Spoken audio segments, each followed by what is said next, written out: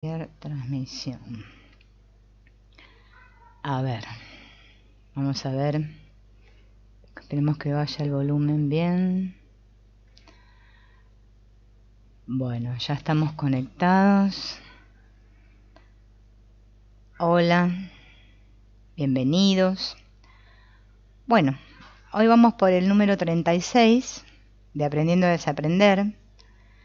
Y bueno, hoy ¿se acuerdan que dije que íbamos a hablar de la atención? Y además de la atención, vamos a empezar un poco con la perfección, todo terminado en on, con rima. Así que vamos a ver qué es esta idea de perfección que tenemos todos, si esto, o sea, qué tiene que ver con este trabajo interno. Hola Gloria, bien, ¿qué tiene que ver con esto?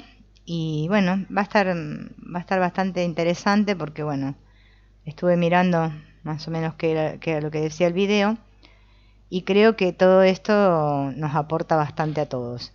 Así que bueno, me voy a ir por el otro lado a poner el videíto, ¿no? Y fíjense, ¿no?, que dice observaciones sobre la perfección. ¿Qué es esto de la perfección, no? ¿Qué es esto de ser perfectos? Hay muchos malentendidos en lo que es ser perfecto, ¿no? O ser imperfecto, o ser correcto, o ser incorrecto, ¿no?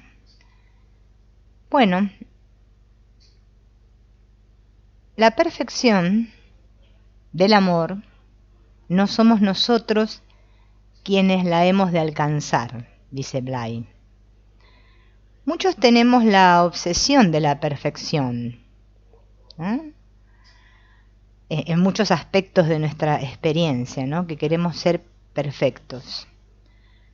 Dejemos la perfección para los que se preocupan de sí mismos. Preocupémonos de lo bueno, de lo que vale, de lo que tiene realidad intrínseca. No me he de preocupar de si ahora soy un poco mejor que antes o un poco peor, de si he ganado tanto o cuanto en perfección, cuando hay otras cosas tan importantes en las que pensar, en las que vivir y en las que apoyarme.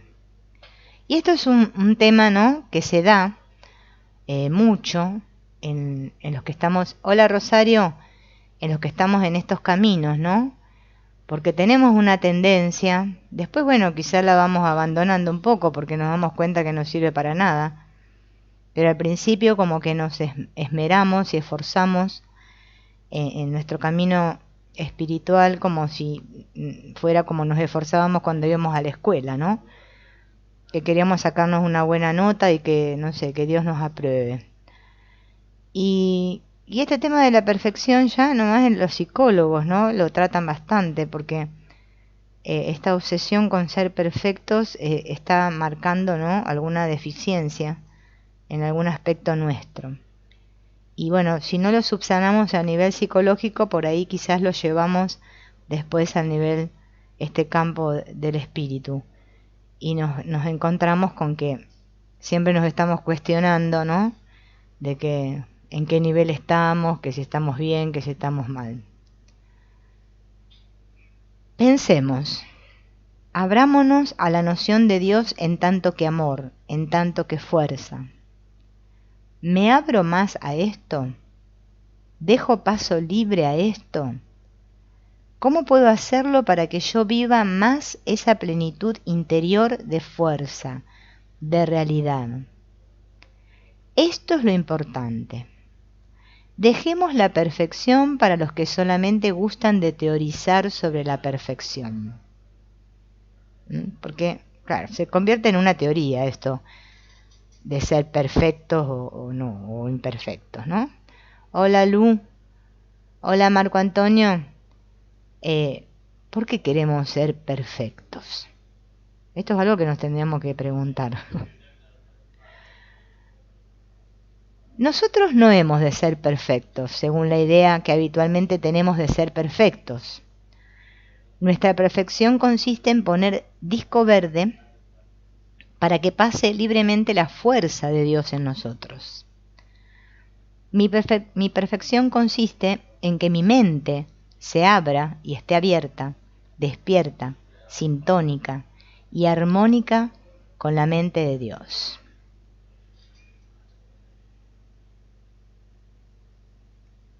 En que mi corazón esté abierto de par en par para que Dios se exprese a través de mí con toda la fuerza de amor que soy capaz de expresar, y en que todas mis energías vitales estén también sintonizadas con esa fuente de energía que es Dios.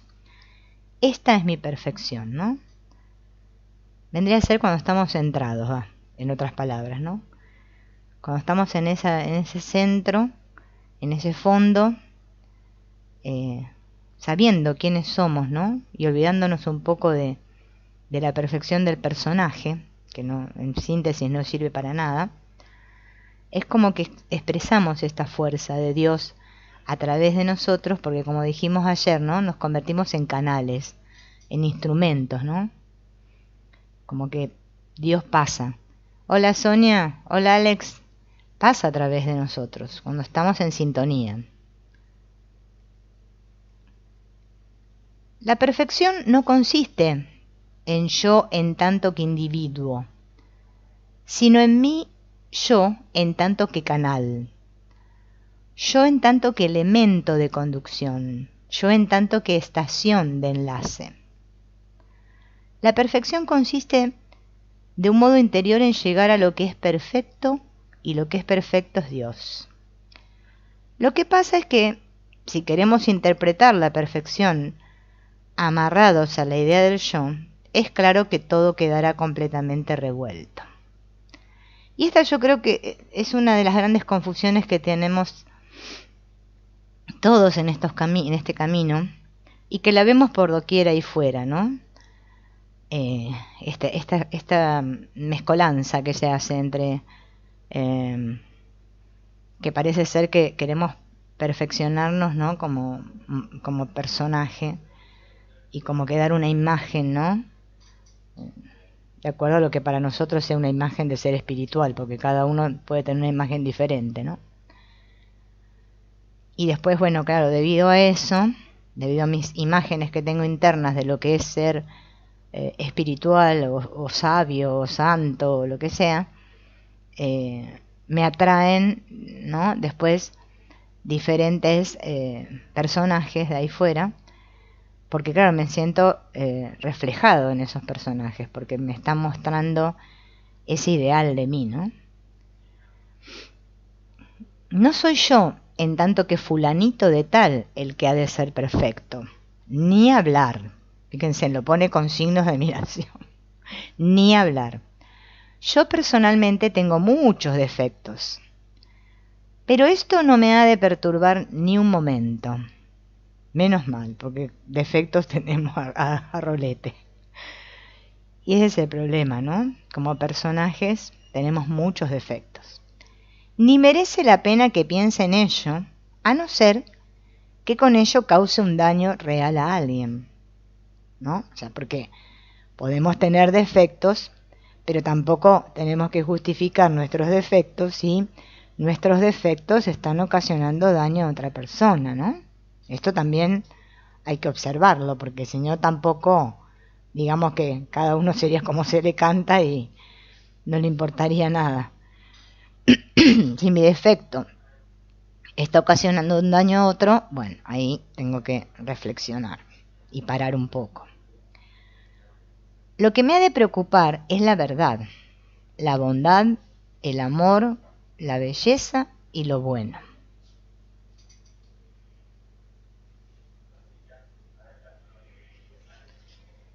Que me llene de lo bueno, que lo bueno pase a través de mí, que la realidad, el amor tengan paso por mí.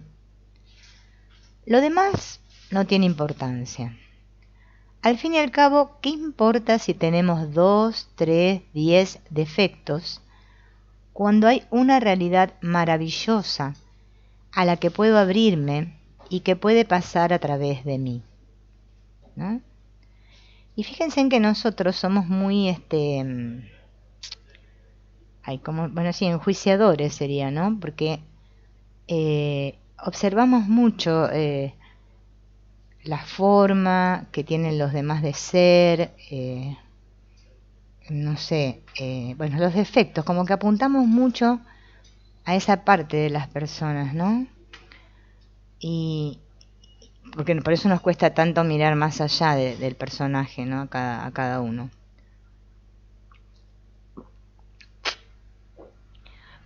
Entonces, claro, no importa, porque yo puedo tener defectos, mientras mis defectos no, obviamente, como dijimos recién, no le hagan daño a otro,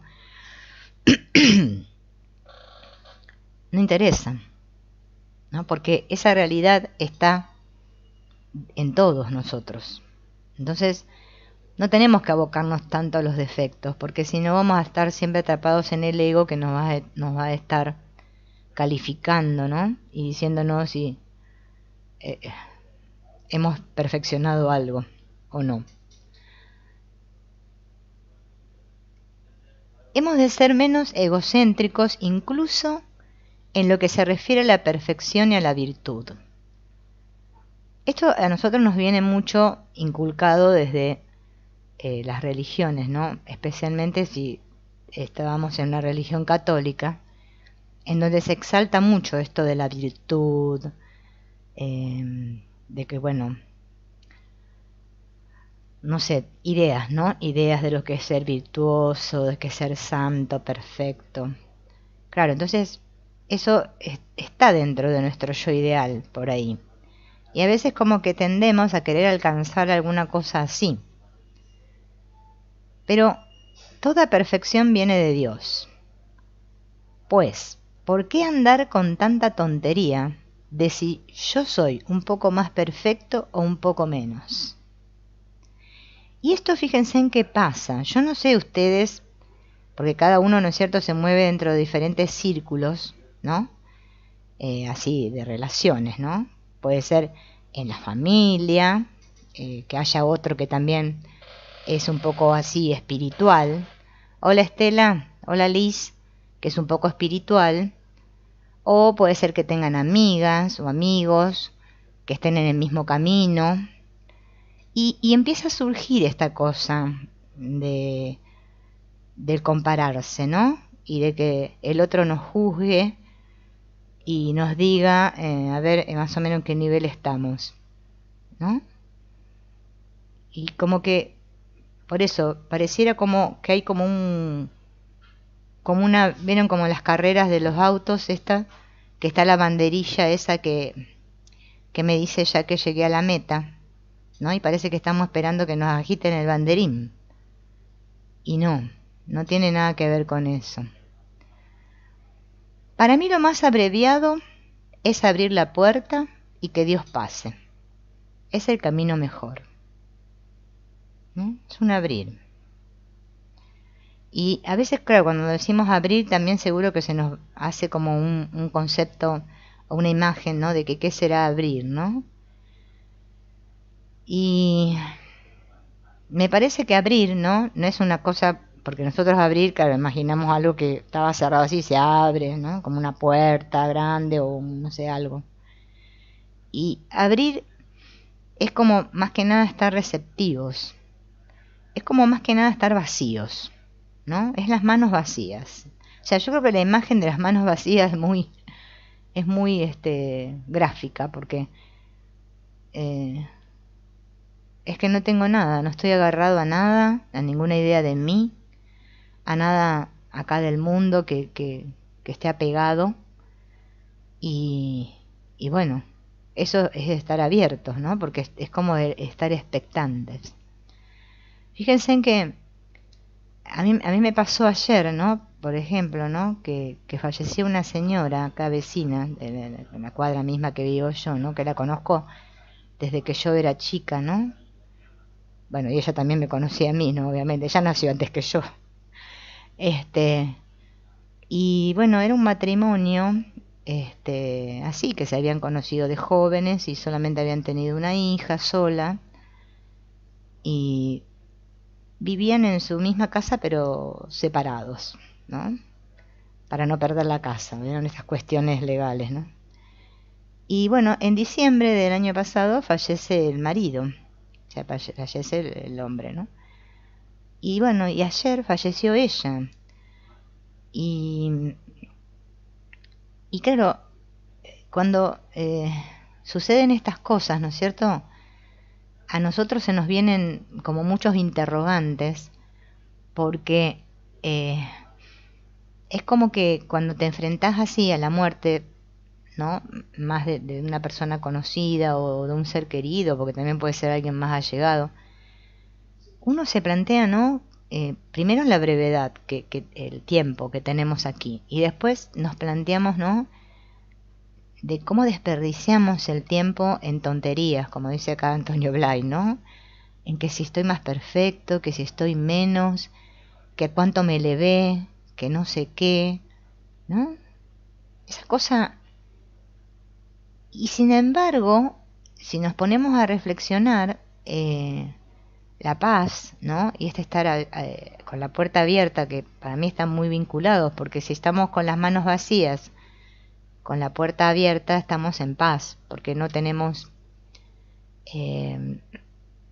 porque sabemos que en realidad, o sea, ¿cuál es nuestra función aquí, ¿no? Más allá, ¿no? Y no mezclemos con que aquí no vivamos nuestra experiencia, la disfrutemos, gocemos de las cosas de la vida, o sea, todo eso a mí me parece perfecto, es más, me parece que es necesario, sin apegarse a nada, ¿no? Pero, ¿no? ¿Cuánto tiempo, no? Desperdiciamos en situaciones así, ¿no? Porque yo digo, estas dos personas vivían bajo el mismo techo, estaban, bueno, separados, o sea, pero vieron que a veces vivir bajo el mismo techo no quiere decir que estemos unidos. Y claro, y como que, ¿no? Podríamos especular y decir, ¿no? La señora no resistió estar sola, o sea, cuando estaba con su pareja, ¿no? Y algo que me impactó, que les quería comentar, es que una persona que la estaba cuidando dice que la señora dijo que lo que vio antes de morir fue a su marido en la puerta de la habitación, ¿no? Y yo digo, ¿no? Qué cosa, porque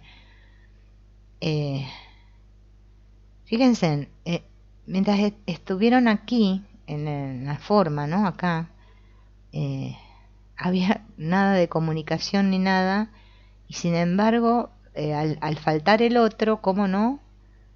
Esta depresión, sentir la ausencia del otro, ¿no? O sea, qué cosas extrañas que suceden a las personas. Porque a mí me viene todos los días esta reflexión, ¿no? Últimamente, que claro, que lo que se nos está diciendo es que Dios es cada otro que está ahí.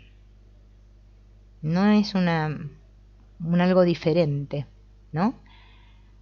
Y claro, a un nivel inconsciente estamos todos tan unidos, ¿no? Que parece que sentimos la ausencia del otro cuando nada más que cuando no está el cuerpo físico, ¿no?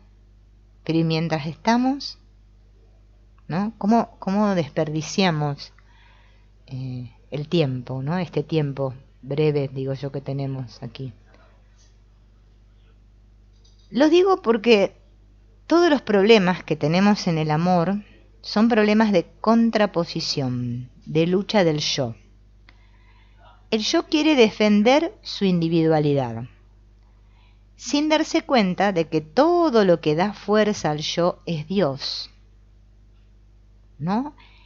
Si estuviéramos conscientes de que realmente nuestra fuerza proviene de Dios, sería todo muy diferente.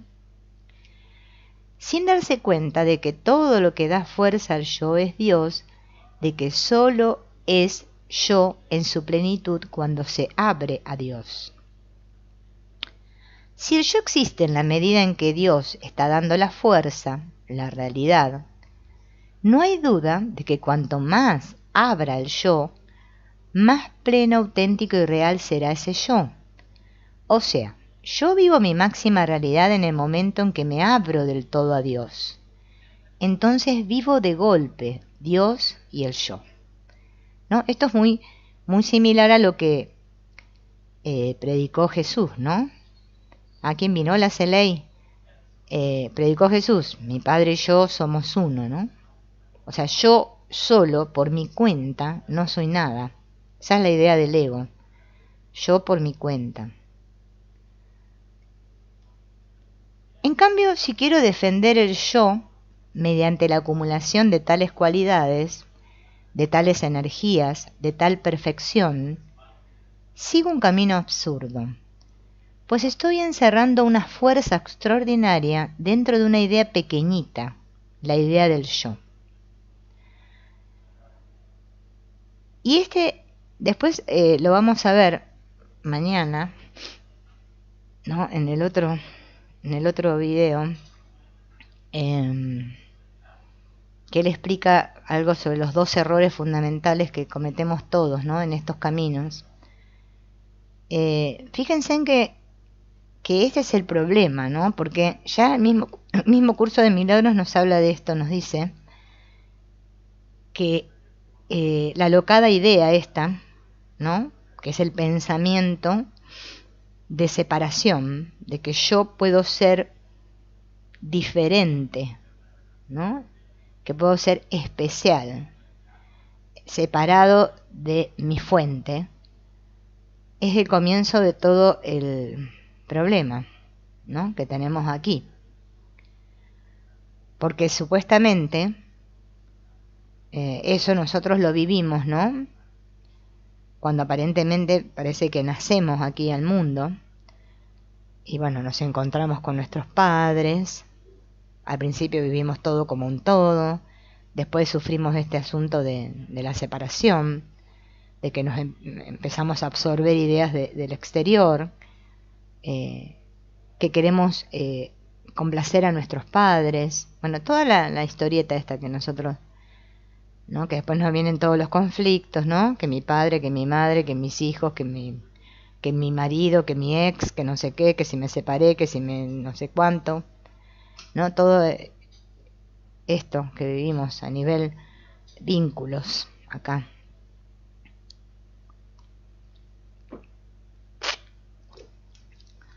Fíjense en que todo eso está basado en este problema que tenemos todos, que es lo que dice acá, que parece ser que todos creemos poseer unas diferentes cualidades o atributos, y es como que en lugar de expresar todas esas cualidades y compartirlas con todos, nos las queremos quedar para nosotros encerraditas, ¿no?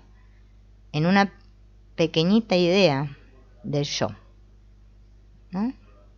A lo sumo, a veces nos interesa, ¿no? Ser yo y tener otros que me admiren y que digan, ah, ¿no? Porque también el deseo del ego, ¿no? Es sentirse como un dios, como un centro, ¿no? Pero siempre, fíjense en cómo tendemos a hacer esto, a acumular, bueno, como dice justamente la Biblia, ¿no? Que no nos hagamos tesoros aquí, que nos hagamos tesoros en el cielo, ¿no? Le damos mucha importancia a los tesoros de aquí, de la tierra. Mis logros, la familia perfecta que he formado, esto que he alcanzado, lo bueno que he sido, todo lo que no he hecho, bueno, todo eso. Eso para nosotros es de mucho peso. Y fíjense en que eso no nos lo llevamos a ninguna parte. Fíjense en lo que dice acá, ¿no? De ser menos mezquinos, hemos de ser más osados, hemos de atrevernos a aspirar a mucho más. Parece contradictorio con lo que decía antes, pero no lo es. Ahora van a ver por qué. Si creemos que el amor puede existir en algún sitio, hemos de arremeter contra él o a favor de él y abrirnos a él. Nos conformamos con medianías cuando en el fondo estamos aspirando a algo más y luego nos quejamos de que lo pasamos mal. Si tenemos la solución en nuestro poder, en nuestra capacidad de abrirnos a esa fuerza interior, ¿no? O sea, lo lindo sería que todo esto que ejercito y que soy, ¿no es cierto?, lo exprese, porque cuando lo expreso, lo estoy dando, lo estoy compartiendo, ¿m? Que no significa que lo tengan que salir a compartir, a predicar en la plaza, nadie habla de eso, de evangelizar ni nada, sino en lo que tengo conmigo, lo que tengo aquí, ¿no? Es así, como después, como dijimos ayer, como ejercitamos esta capacidad de amar. Si no, es como que nos debilitamos, porque nos viene como un egocentrismo, ¿no? Debido a que, como le tenemos miedo al amor, parece que hasta que tenemos miedo de que si damos demasiado amor o somos demasiado amorosos, quedemos como tontos, ¿no? Como que, ay, mira qué pavote que parece, ¿no? Y todo esto, fíjense en que, igual nosotros ya lo hemos hablado, pero fíjense en que siempre surge este tema, ¿no? Y siempre todo gira en torno a lo mismo, al miedo al amor, ¿no? Es así. Por eso después nos preguntamos por qué nos sentimos separados de Dios, ¿no? Bueno, acá está la respuesta. ¿Es esto lo que hemos de hacer en lugar de perder el tiempo quejándonos? Entonces encontraremos qué sentido tiene la vida. De repente la vida se llena de sentido. Los problemas del mal, de la miseria, de la injusticia, del dolor, todos se iluminan. No es que desaparezcan, o que no los mire o no los vea. No, los problemas están ahí, pero están ahí llenos de luz, llenos de sentido.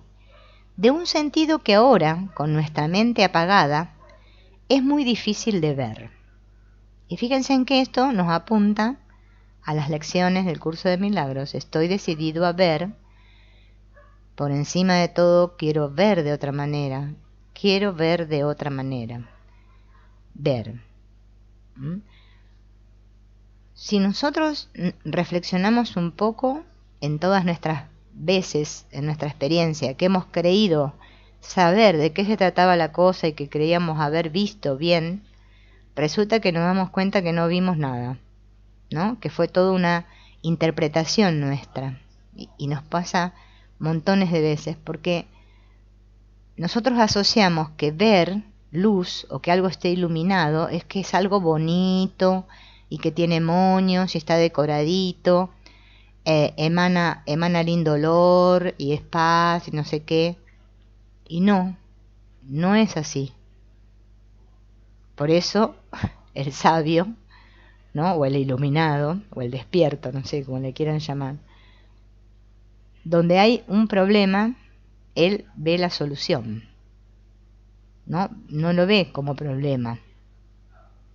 La vida se llena de sentido. No es. Lo que pasa es que nosotros, como dice acá Antonio Blay, tenemos nuestra mente apagada y obviamente en la oscuridad que vamos a ver, nada. A los que están intranquilos porque buscan amor, les aconsejaría que cultivasen esta actitud y entonces verán que el amor concreto y los problemas humanos que tenemos respecto al amor se solucionan y se sitúan en su sitio como por ensalmo. Esto es como un ver más allá de las formas, porque el problema que tenemos nosotros es que las formas nos confunden. Ese es el problema. Nosotros vemos formas y juzgamos de acuerdo a las formas. Por eso no podemos despertar. Por eso es una ilusión, ¿no? Porque vivo un mundo interpretado. O sea, lo que yo creo ver lo que yo opino, lo que a mí me parece, porque es así nos vivimos, ¿no? Entonces, amar así, claro, entonces si la forma es linda, me es fácil amar la forma, ¿no? A todos nos es fácil amar a quien nos ama, es una cosa que es muy sencilla para todo el mundo, pero amar a quien nos odia, ¿no? Como al enemigo no es fácil, no, eso no. Ahí vemos un enemigo, ¿no? Como dice el curso de milagros, tu némesis, ¿no? Y así. Ahora, si yo quiero cultivar este amor, porque ya lo soy, en realidad lo que tenemos que hacer es cultivarlo, o sea, regar la semillita.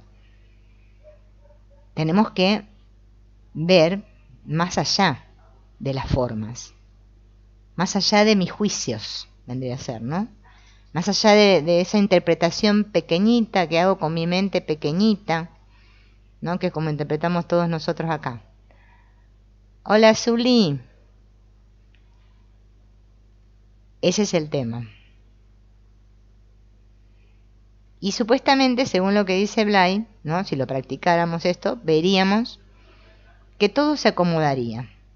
O sea, las cosas seguirían estando ahí, como están, aparentemente.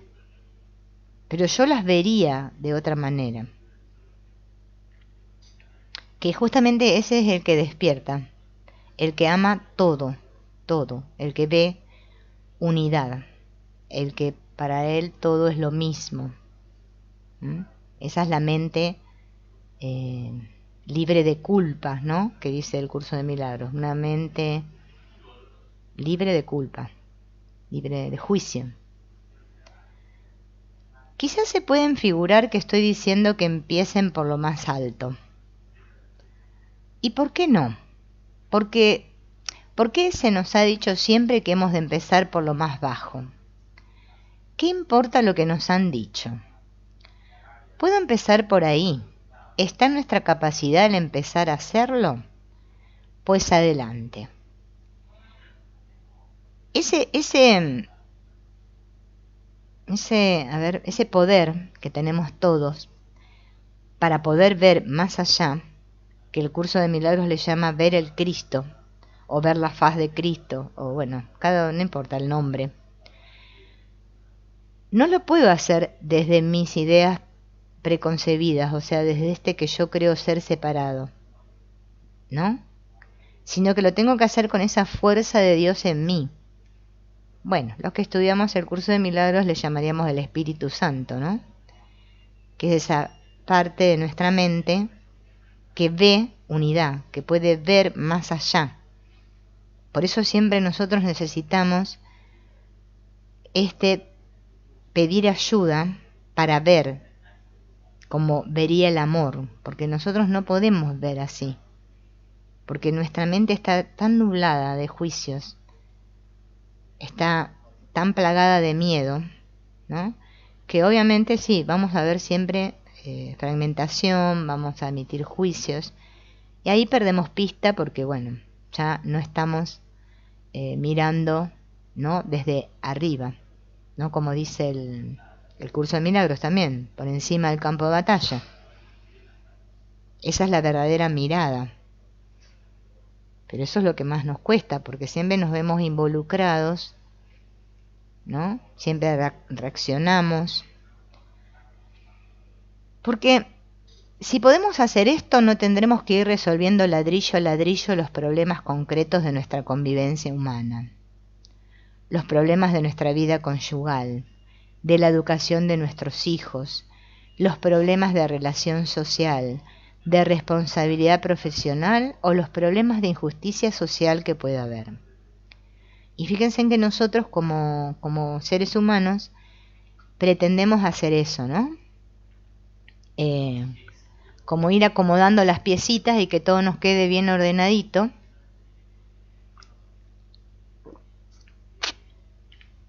Y resulta que parece ser que eso lleva un esfuerzo enorme. A pesar de que nuestra experiencia es esa que parece que trabajamos con lo específico porque no nos queda otra. Porque claro, si nos piden que lo veamos todo desde arriba, desde desde lo alto, nos parece algo muy sublime y que no lo podríamos hacer. Pero sin embargo, por lo que está contando Antonio Blay acá, es posible. Pero nosotros como que estamos siempre en el detalle. Ay, a ver, esta cosita que me está pasando ahora, ¿no? Fíjense en que la mente tiende a hacer eso.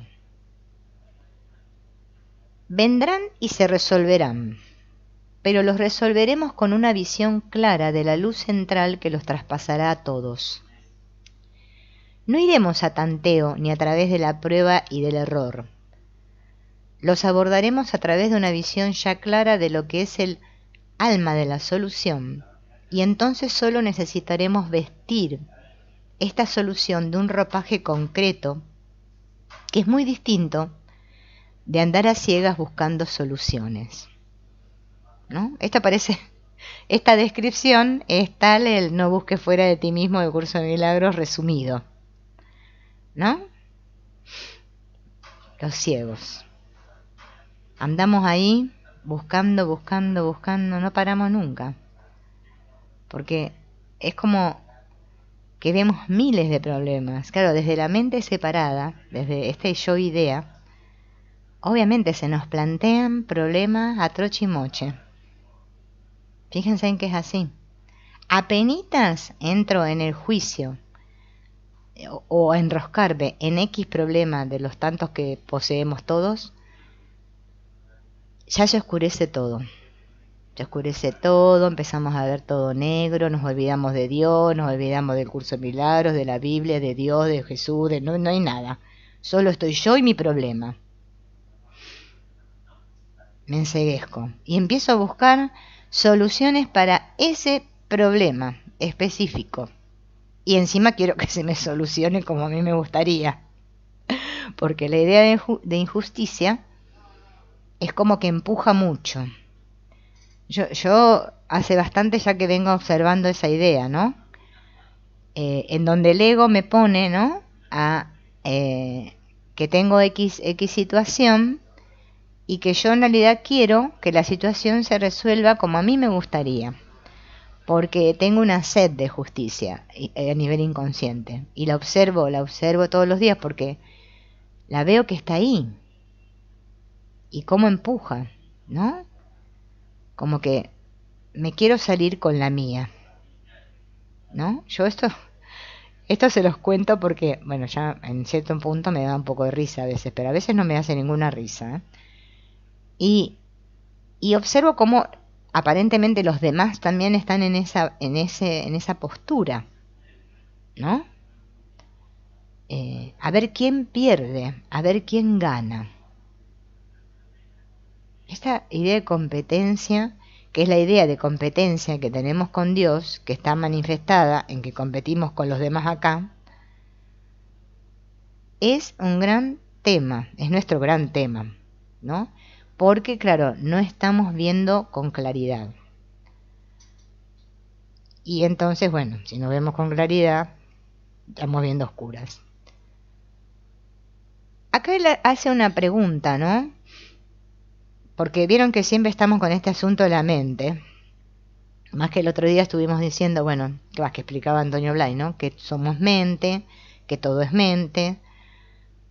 Y a veces vieron que, por ejemplo, desde las filosofías orientales, se habla mucho, bueno, del sí mismo y que el problema es la mente, que el problema es la mente, que el problema es la mente. Pero al mismo tiempo también se nos dice que la mente es un instrumento. Entonces llega un momento que no sabemos qué pasa con la mente, si es un medio o es un obstáculo la mente en este camino. Y depende de qué concepto o definición de mente hagamos, ¿no? Si la mente puede y debe ser un medio de autoliberación, en el fondo es porque la mente es también la causa de nuestra limitación. Fíjense, a mí me gusta, para no confundirme, ¿no? Me sirve mucho darme cuenta que el problema no lo tiene la mente, sino el programa que está en la mente, o sea, el virus que hay en la mente. O sea, mis ideas, mis programas, mis prejuicios, mis juicios, todo eso que conforma mi pack, el pack de lo que yo creo ser, ese es el problema, no la mente en sí.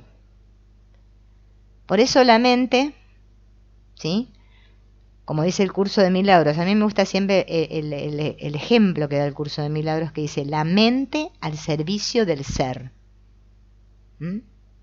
Ahora, la mente al servicio del ego es un problema.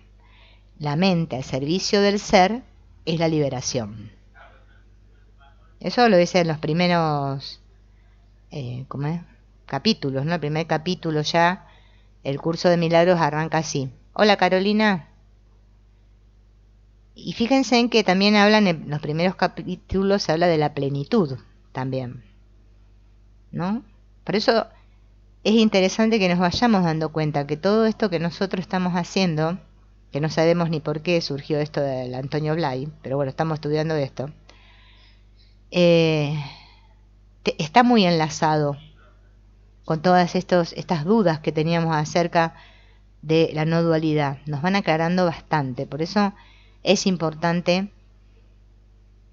comprender en cierto punto, ¿no?, que yo no tengo que luchar contra mi mente ni contra el ego, sino es saber a qué amo estoy obedeciendo y darme cuenta al servicio de quién estoy. Y es muy sencillo, al principio nos cuesta darnos cuenta, pero después van a ver que nos damos cuenta enseguida. Enseguida es como que no, nos damos cuenta, es automático. Por consiguiente, si aprendemos a distinguir con mayor claridad los mecanismos o de qué manera el funcionamiento de la mente determina esta limitación, quizás veremos más claro el modo de conseguir limitar la limitación, es decir, hallaremos el modo de alcanzar la liberación. Fíjense en que también esto, lo del límite, en la misma no dualidad, bueno, especialmente en el curso de milagros lo trata mucho, esto del límite. Nos habla con millones de ejemplos, el pequeño jardín, la cerca que has puesto, que el cuerpo es la cerca, pero en realidad no es que el cuerpo en sí sea la cerca, ¿no?, sino que es mi identificación con el cuerpo la cerca, no el cuerpo en sí. Y muchos que estudian tanto el curso de milagros como cualquier otra filosofía no dual, confunden esto.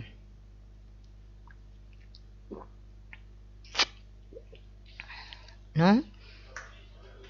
Es que es mi identificación con el límite, es el creerme limitado que provoca esto.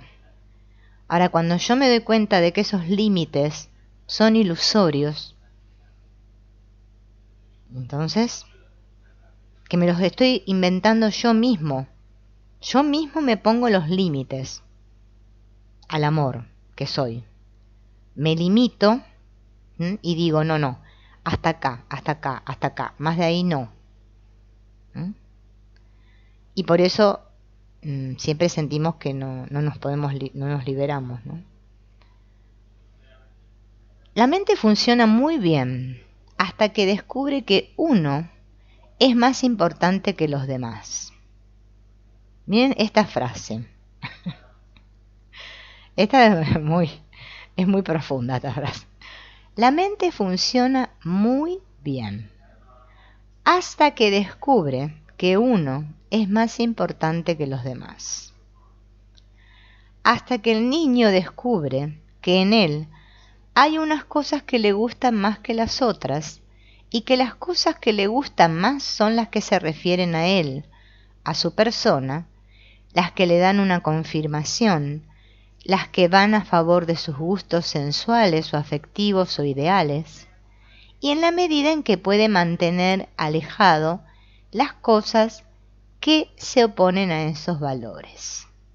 Esa yo creo que es la primer limitación o cerca o alambre de púa, podríamos decir. No sé allá en otros países si conocen el alambre de púa, porque dicen que es un invento argentino, no sé. es un alambre que tiene pinches, ¿vieron? Para que no pase nadie. Se ponen en los terrenos así para cercar, para que esto es mío, ¿no? Y acá que nadie pase.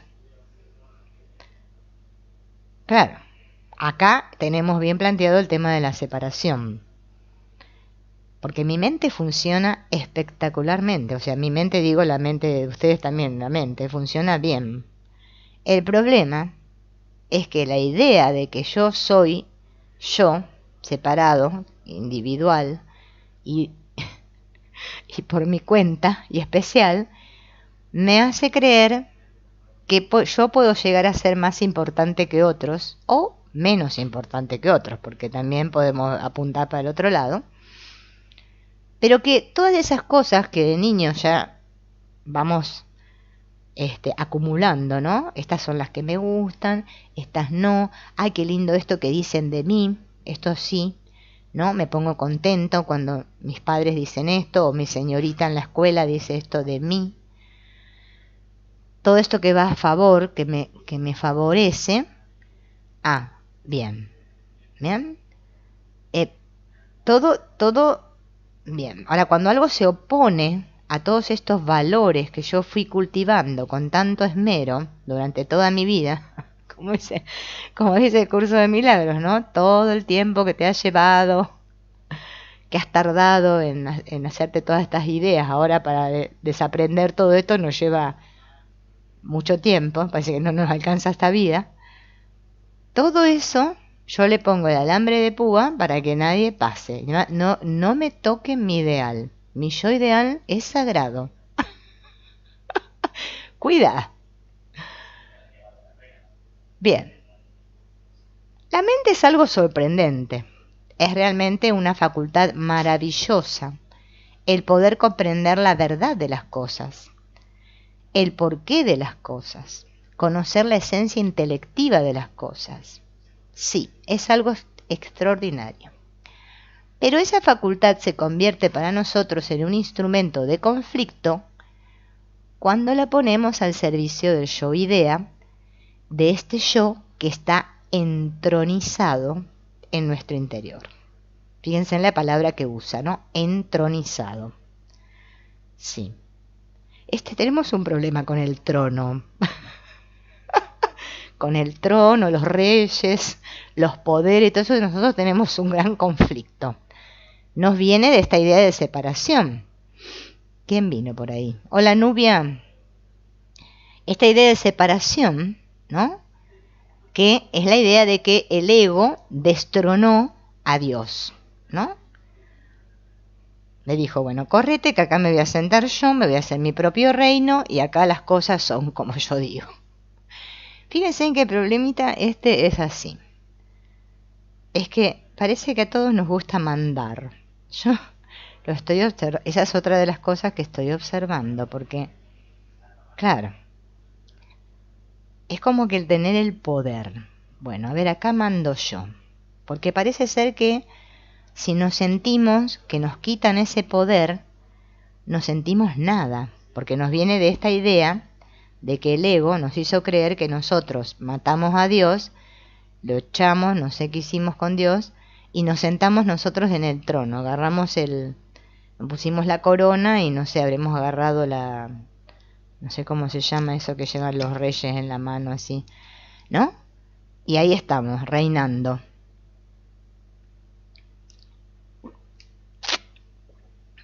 Por eso el instrumento, que es la mente, cuando lo ponemos a este servicio del ego o del yo idea, se convierte en un conflicto. En nuestro interior. Lo que pasa es que después vemos los conflictos ahí fuera, pero bueno, el conflicto empieza adentro. Eso es tanto más grave cuanto ya no nos damos cuenta en absoluto de que esto ocurre. Que eso es lo grave. Ahí está muy seria la cosa, porque bueno, cuando no nos damos ni cuenta, vieron cómo es la cosa. Estamos en la necedad total. Bueno, cuando ya empezamos a darnos un poco de cuenta, bueno, la cosa empieza a mejorar. Y por eso al hablar de estos temas, siempre me preocupo un poco porque estoy hablando de algo que aparte de que suene más o menos abstruso, no sé qué significará abstruso, bueno, después lo buscaremos en el diccionario. ¿Cuántas personas alcanzan a ver la verdad que hay en ello? ¿No? Si hiciéramos una estadística, ¿cuántas personas se dan cuenta de esto?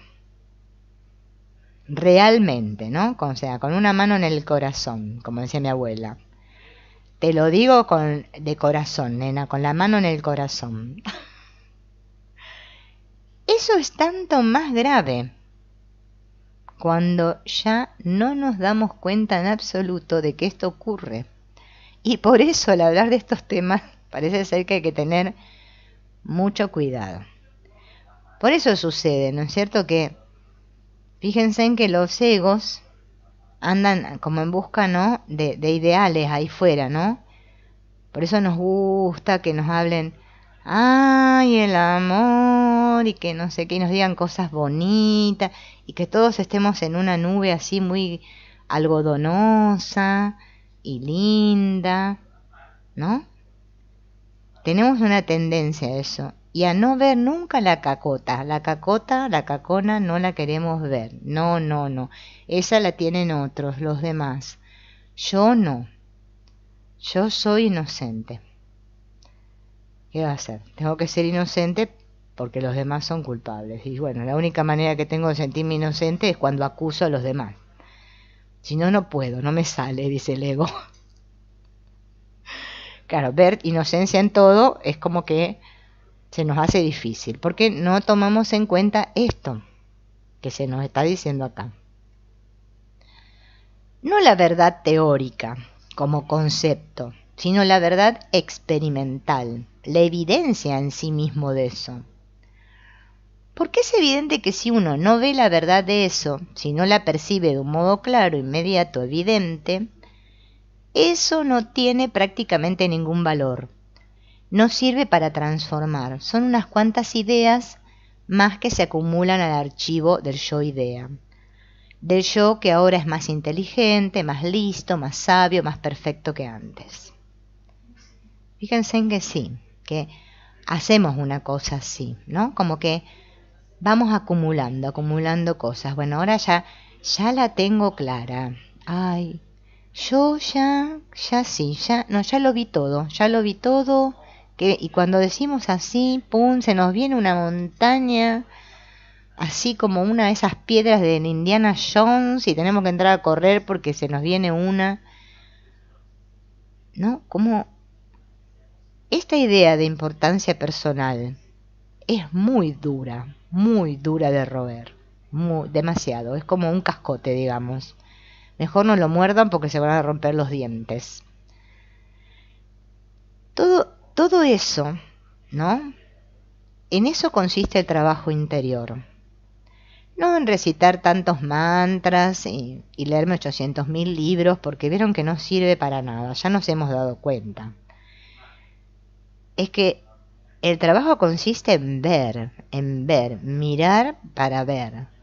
Ese darme cuenta, como dice el curso de milagros, debo haber decidido equivocadamente porque no estoy en paz.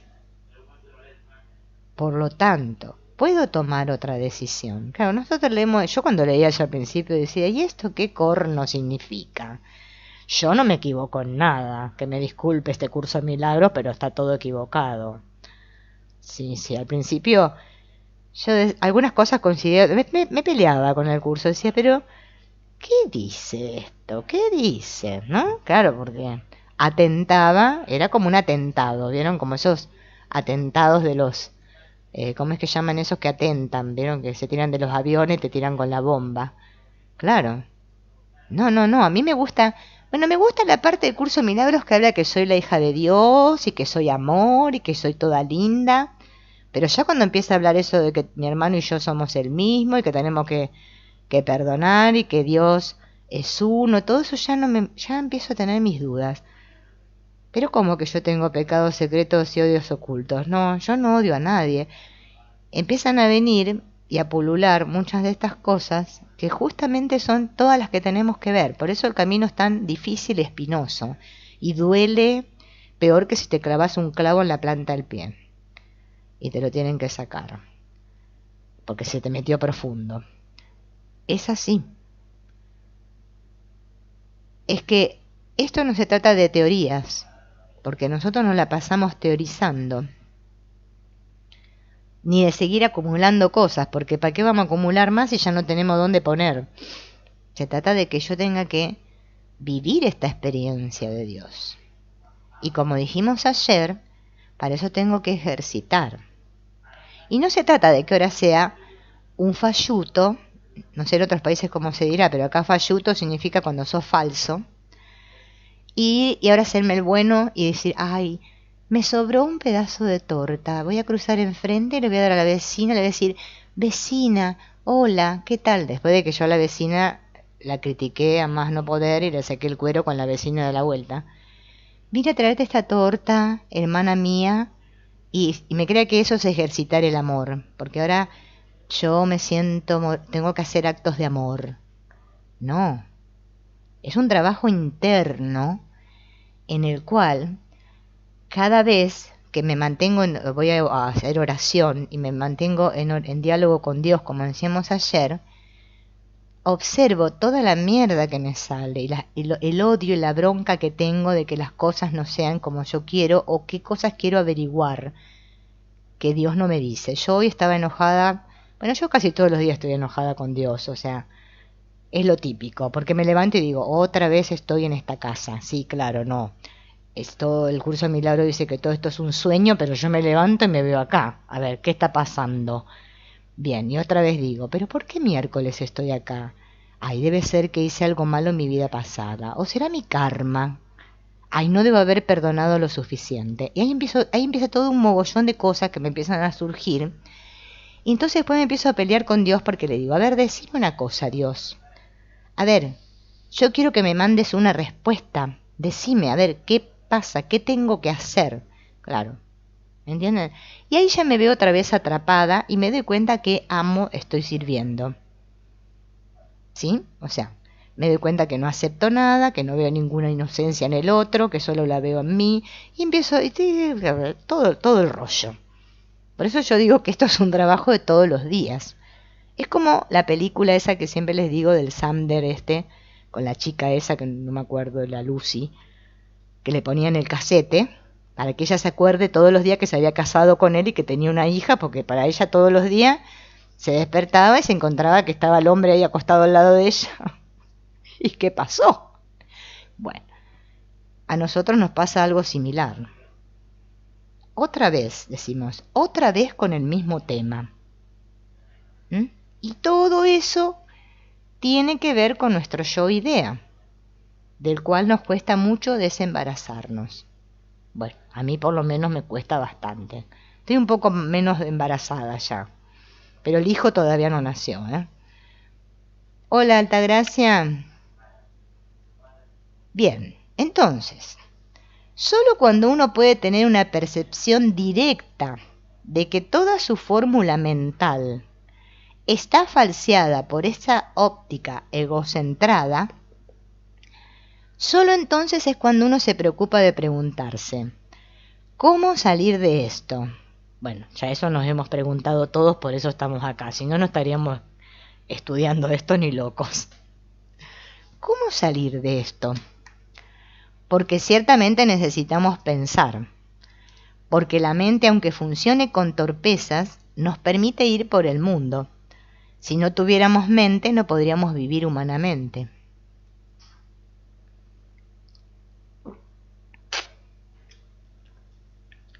Ya que la primera duda que surge es a nivel de la mente. Pensamos, nos cuestionamos y decimos, ¿cómo salir de este laberinto? ¿No? ¿Cómo ser libre? Aunque ya somos libres, pero como nos creemos que estamos aprisionados, ¿cómo salir de ese laberinto? La mente, a pesar de funcionar con deficiencias, es el instrumento más precioso que poseemos. Acá lo vuelve a repetir. Pero ¿Cómo conseguir que este instrumento precioso sea un instrumento útil? Totalmente útil al servicio de la realización, no al servicio de la lucha, destinada al fracaso de la supervivencia del yo-idea, de la hegemonía del yo-idea. Porque si nos volvemos otra vez a reflexionar, fíjense que en realidad nuestra vida está basada en eso, en cómo sobrevivir, ¿no? Porque claro, tenemos el cuerpo que hay que darle de comer, hay que vestirlo, hay que pagar las cuentas, bueno, todo lo que nos pasa a todos acá en la tierra, ¿no? Entonces, claro, nos vivimos como una lucha y nuestra mente está siempre ahí. O sea, la utilizamos para eso, para ver si pensando se nos ocurre la idea de cómo salir de este brete en el que estamos todos. Y no fracasar, no sentirnos fracasados, ¿no? O sea, como que todo nos sale mal. La mente se convierte en un obstáculo, a pesar de que la mente es un medio maravilloso. ¿Cómo salir de este conflicto, de este círculo vicioso? Cuanto más pienso, más doy vueltas alrededor de mí mismo, alrededor de las ideas que tengo de mí mismo, en torno a las ideas que tengo de la verdad, de la perfección del ser. ¿Cómo pasar de la idea a la cosa misma? ¿Cómo pasar de la representación a la realidad representada? Fíjense en esto de la representación a la realidad representada, hay un puente muy largo ahí. Porque nosotros vivimos una representación de la vida. Por eso, ¿se acuerdan cuando leímos el otro día esto de la ilusión? Son como imágenes, ¿no? Ideas que nosotros tenemos acerca de nosotros mismos y de los demás que se aglomeran entre sí, se unen entre sí y nos dan como el argumento, digamos, de nuestra experiencia acá. Pero la realidad representada es diferente y ahora van a ver cómo él lo explica. Es aquello que los maestros japoneses nos dicen con cierta sorna. La gente confunde siempre el dedo que señala a la luna con la luna misma. O sea, nos quedamos mirando el dedo. Nuestra mente representa las cosas. Es una representación de la verdad, pero no es nunca la verdad misma. Por eso vieron cuando se nos habla de que la verdad, ¿no? Solo la verdad es la verdad y no hay nada más que la verdad. No se nos está hablando de lo que nosotros llamamos verdad o que nos creemos que es la verdad, porque eso es para cada uno es diferente. Mi verdad, tu verdad, lo que a mí me parece que es verdad, lo que al otro. No, la verdad, la única verdad, esa que Jesús dijo, conoced la verdad y seráis libre. Esa no, esa es la verdadera verdad. Nosotros usamos la mente para representar las cosas, ¿no? Hacemos una representación de lo que para nosotros es la verdad. Por eso se nos habla tanto de que vivimos en un sueño, en una ilusión. Y por eso la única manera de despertar es en este estado, en el estado en el que nosotros parece que estamos conscientes, o sea, bueno, que los advaitas le llaman el estado de vigilia, porque en el que estamos soñando no tenemos ningún conflicto. O sea, tenemos el sueño, qué sé yo, y ya está, ¿no? Es como un ejemplo que otro día que grababa un vídeo, porque la verdad que a veces no sé ya leo tantas cosas que no sé ni de dónde me vienen, porque de las cosas que leo para el canal, ¿no? Me parece que sí, que era en del karma, que decía que si vos en el sueño soñás que tenés sed, no, era el de Ramana Maharshi lo dijo, tenés sed y tomás agua mientras estás durmiendo, ¿no? Soñás que tomás el agua, parece que saciaste la sed mientras estabas en el sueño, ¿no? Y acá, en el estado de vigilia que nosotros le llamamos, ¿no? El agua nos parece real y la sed nos parece muy real, ¿no? No lo podemos, para nosotros, ¿no? Por eso se nos da esta mente, este instrumento, ¿no? Lo estamos usando de una manera equivocada. Una manera en la cual no somos libres. A la noche, cuando soñamos, como la mente suelta al cuerpo, estamos liberados. Entonces, no nos andamos cuestionando en el sueño. Por ejemplo, estaba en el mar y había una latita. Ay, ¿de qué era? ¿De qué gaseosa? ¿De qué marca? Ay, a ver, ¿había 5 tiburones o había 4? Ay, ¿qué señal me estará dando la vida en el sueño? No, no nos cuestionamos. Ahora acá sí. Fíjense en que acá sí. La mente está siempre al servicio del ego. O sea, estamos, como dice acá, mirando el dedo, ¿no? Y no la luna. Por eso no vemos la verdad. Bien. Simboliza las cosas, pero no es nunca la cosa simbolizada. La idea que tengo de realidad, de verdad, la idea que tengo del yo, es magnífica, pero lo es solo en tanto que idea. Y es funesta cuando la confundo con la realidad, con el yo central, con la verdad. Son estupendas como símbolos, como elementos de expresión, como productos, como indicadores, pero son fatales cuando uno cree que aquello es la sustancia.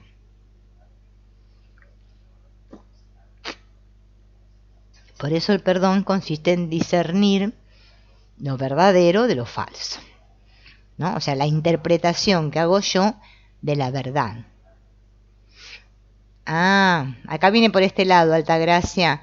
Bueno, pero lo tenés que comprar en alguna librería, el curso de milagros. O si no, lo descargas gratis de internet. Depende de qué país seas. Después fíjate, porque hay capaz que los chicos o las chicas que están te pueden poner ahí en el chat donde lo podés comprar. Bueno, entonces, no obstante, dicen, nosotros existe esta sustancia y la prueba de que existe es que sentimos la necesidad de buscar algo más, aunque esto lo hagamos a base de pensar más, de estudiar más, de leer más, de asistir a más conferencias, de discutir más, de darle más vueltas a la mente, a las cosas, y así esperamos encontrar la verdad, nuestra realidad. Esperamos descubrir lo que es la vida, y así no descubriremos nada más que más ideas, más combinaciones mentales y más representaciones, pero nada más. Y fíjense en que nos sucede así, que llega un momento que tenemos, como dice mi amiga Carolina, ¿no? De Costa Rica, que tenemos un colocho, ¿no? Un colocho, el coco explotado, se nos explota todo.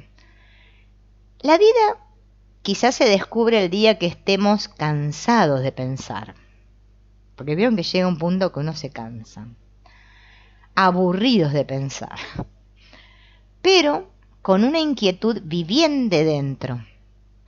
Y entonces quizá de repente descubriremos que hay un aire distinto que respirar y que el aire está lleno de vida, y descubro que el chico que veo por la calle y la mujer que va a su trabajo por dentro están llenos de vida, y por primera vez empiezo a sentir una sensación nueva, a encontrar algo vivo en las personas, porque empiezo a sentir las personas, no a contentarme con su representación mental, no a contentarme con la idea que me hago de ellas. Ven, acá está más claro, echémosle la bandina. Nosotros vivimos una vida interpretada, un mundo interpretado, un mundo imaginado, un mundo, bueno, lo que descubrió Platón hace no sé cuántos años, ¿no? El mundo de las ideas. No vivimos la verdad. No vemos la vida en el otro, por eso no podemos ver la vida en nosotros.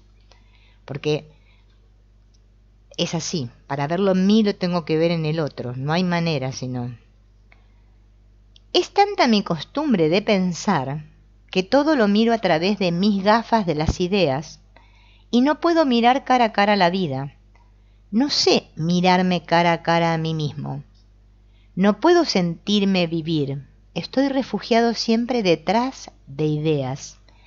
Ideas de interpretación, ideas de protección, de ataque o de evasión, pero siempre ideas. Es preciso que descubra este gesto interior que me permita saltar del mundo de las representaciones al mundo del ser, que me sienta palpitar, que vaya detrás de las ideas, que no tenga miedo de estar por un instante sin pensar, que no pasa nada, que sepa estar atento a la vida, más allá del pensamiento, aparte del pensamiento, a pesar del pensamiento, atento a la vida y a la mente, ven, la pone con mayúscula acá, detrás de mi vida y de mi mente, de esto que yo llamo vida y de esto que yo llamo mente pequeña. A la vida con mayúscula y a la mente con mayúscula. Ahí es donde tiene que estar mi atención. La vida no es el pensamiento, aunque la vida se expresa a través del pensamiento. Pero nuestras formas mentales han llegado a oscurecer nuestra visión directa de la vida, y aunque las ideas en sí siguen siendo maravillosas, nuestra actitud hacia ellas se convierte en el obstáculo mayor para percibir la realización. Por lo tanto, hemos de encontrar un medio a través de la mente que nos permita llegar a penetrar por todas las capas de ideas que están descentradas hasta descubrir lo que hay detrás o coger todo el sistema de ideas que tenemos y por tanto también en todo el sistema de valores y llegar a contraponerlo a su contrario para anularlo, para contrarrestarlo, para neutralizarlo o directamente aprender a aplicar el silencio mental para poder descubrir qué hay detrás de estas estructuras. Son 3 tipos de trabajo con la mente que nos pueden conducir a esa realización.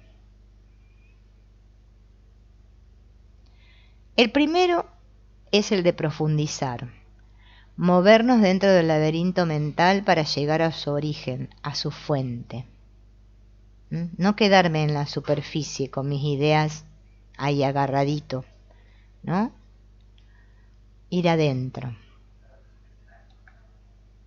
El segundo, la segunda forma, es agarrar todo ese pack de ideologías que tenemos, todo el sistema que está en marcha en nosotros, que en el fondo está asentado sobre 2 o 3 puntos básicos de los valores supremos de nuestro yo-idea y poder contraponerlo con su contrario. Choque terrible. Es un tratamiento de shock espiritual. Shock con el cual a veces nos obsequia la vida y que cuando no es esta la que nos la da, podemos ir a algunos sitios para que con mucho trabajo nos lo den. O sea, cuando, como dice Antonio Blay, ¿no? Cuando lo aprendemos por discernimiento y no por sufrimiento, ¿no? Esto me recuerda al trabajo de Byron Katie, donde es un trabajo de cuestionamiento profundo de nuestra mente, ponerla en papel y preguntarme, ¿es verdad? Porque si yo a cada pensamiento que cruza mi mente le preguntara, ¿es verdad?, van a ver que automáticamente me daría cuenta que es ilusorio, que es una mera interpretación. Porque si la verdad es solo una, entonces todas estas paparruchadas en las que nos pasamos pensando no son verdad. No. Siempre están relacionadas con mis valores, de mi yo-idea, ¿no? Y cuando nosotros tenemos que poner estas ideas en cuestionamiento, o sea, preguntarnos, estaré equivocado. O sea, porque como dice el curso de milagros, si Jesús o el Espíritu Santo o Dios o como le quieran llamar es el que está acertado, entonces yo estoy equivocada, ¿no? Yo tengo que reconocer que yo estoy equivocada porque Él está acertado, ¿no? Mi guía interno. Yo la verdad que no tengo ni idea, pero nuestra mente actúa al revés. No, yo lo sé, yo estoy seguro, yo sé cómo son las cosas. Entonces cuando estos razonamientos que hacemos nosotros, guiados por el ego, ¿no? Que siempre quiere tener razón, chocan, es como se nos produce un shock. Es un shock, sí, sí. Quedamos como noqueados, ¿vieron? Como contra las cuerdas del ring quedamos ahí. Tal ocurre con las técnicas Zen. Las técnicas del budismo Zen son exactamente esto, un tratamiento por shock, gracias al cual podemos neutralizar toda nuestra valoración mental con la que estamos identificados y mediante esta neutralización podemos pasar a descubrir lo que hay detrás de ella.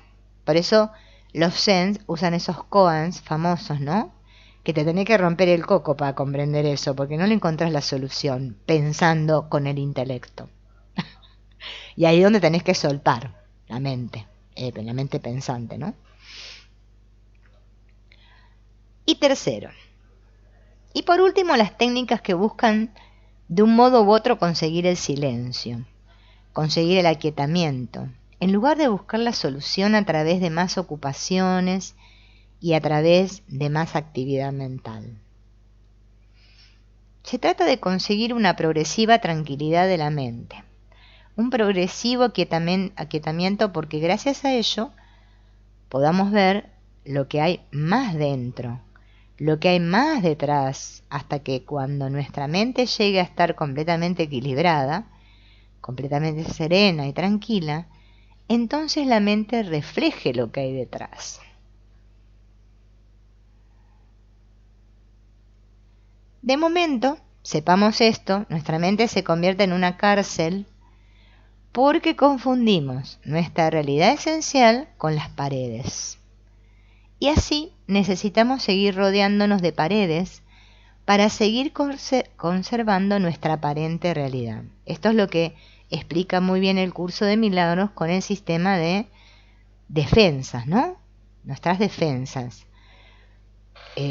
Cuando dice, bueno, ahora sí me viene la frase, se los digo, pero no me sale. Pero siempre está el sistema del ego, de pensamiento del ego, está basado en el ataque y la defensa, ¿no? No se refiere a un ataque de atacar con un arma y clavarle un cuchillo al otro, no, me está hablando de un ataque y defensa en el cual estoy con mi mente siempre pensante, viendo cómo defenderme, cómo poner más muros, más paredes. Hablando de muros y paredes, hay un video para los que no lo vieron, bueno, los que vieron casi todos los videos del canal ya lo deben haber visto, que se llama El muro de nuestra resistencia a sanar, se llama así. Son como, bueno, yo después creo que lo hice todo entero el video, pero son como 14 videos, pero está basado justamente en esto. Nos explica, para los que estudian el curso de milagros les viene bien, nos va explicando que en Wapnick cómo nosotros erigimos estos muros, ¿no? Mediante este mecanismo que hace la mente de la disociación, ¿no? Y está interesante porque si no, nosotros es como que se nos escapa esto. El ego es muy sutil, muy inteligente. Solo el día que decidamos echar abajo las paredes, aflojar nuestras ideas sobre nosotros mismos, podremos descubrir qué hay aparte de las paredes. No se trata de que yo deba convencerme de que la realidad es A, B o C. Se trata simplemente de ir trabajando para descubrirlo por sí mismo, ya que esta es la única forma auténtica de descubrir. Y lo demás no es descubrimiento ni sirve a efectos de la realización interior. Fíjense en que todo nos lleva a esto, ¿no? Al autodescubrimiento. Por esto es de suma importancia que consideremos con calma y serenidad en qué consiste el acto de descubrir, el acto de mirar, de investigarnos a nosotros mismos. Esto es la atención intencional, que esto es lo que les hablaba ayer, que ahora empieza a explicar la atención intencional.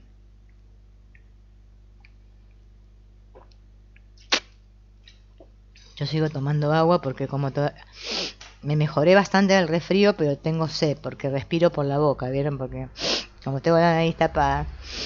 Bien. Entonces, esta atención intencional, que nosotros se acuerdan que al principio, bueno, cuando empezamos con este curso ya le habíamos dado un poco de importancia, pero ahora acá la explica un poco más profundo, ¿no? La clave del trabajo de la mente como medio de realización interior reside única y exclusivamente en una facultad, que es el eje, el centro, el alma de toda la actividad mental y de la conciencia, que es la atención, que es justamente lo que no hacemos.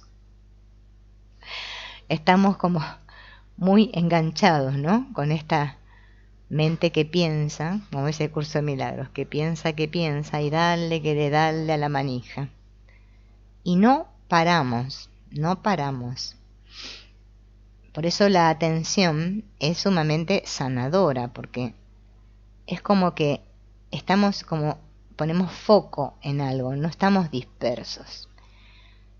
Vuelvo otra vez a repetir que el trabajo de Byron Katie nos viene como anillo al dedo cuando estamos con la mente muy atorada, porque, claro, al poner la mente en papel vemos más claro.